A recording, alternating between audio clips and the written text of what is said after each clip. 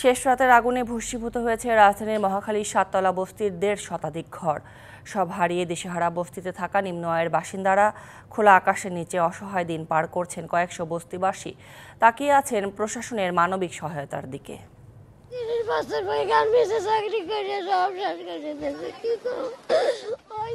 পেয়ারা বেগম 15 বছর ধরে স্বামী সন্তান ও নাতি নাতনিদের নিয়ে বসবাস করেন রাজধানীর মহাখালীর 7তলা বস্তিতে।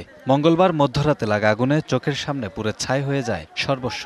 মাথা গোজার একমাত্র ঠাঁই বসতঘরটি হারিয়ে দিশেহারা সামনের দিনের কথা ভেবে। কামাই পয়সা বলো নাই, যত দুঃখ কষ্ট করলাম সব একবারে 1 ঘন্টায় শেষ। আর কি একই অবস্থা বস্তির অন্যান্য বাসিন্দাদেরও। আকস্মিক লাগা আগুনে কোনো রকম প্রাণ বাঁচাতে ছুটে গেছেন নিরাপদে। ভোরের আলো ফোটার সাথে সাথে ভস্মীভূত আগুনে খুঁজে বেড়াচ্ছেন নিজের শেষ সম্বলটুকু।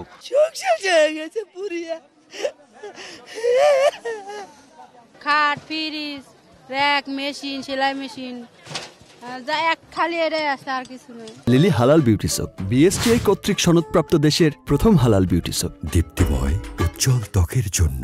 আজকে কি খামো, টাকাও আসলে সে টাকাগুলোও পুড়ে গেছে, 5,000 টাকা, কিছু নেই কেউ ঘরে। এমন বাস্তবতায় কামনা করেছেন সরকারি সহায়তার। কেউ আসা বলে নাই যে আমরা তোমাদের পাশে আছি, এসব আশ্বাস এখনো কেউ দেয় নাই। আমগর তো কোনো জিনিসপাতিও নাই, কিছু বাইরেও করা পাই নাই। এখন তাহলে আমরা চলমু কিভাবে? চলার একটা ব্যবস্থা করুন না। মঙ্গলবার মধ্যরাতে লাগা আগুনে 7তলা বস্তিতে পুড়ে যায় 1.5 শতাধিক ঘর। ফায়ার সার্ভিসের 1.5 ঘন্টার প্রচেষ্টায় নিয়ন্ত্রণে আসে আগুন।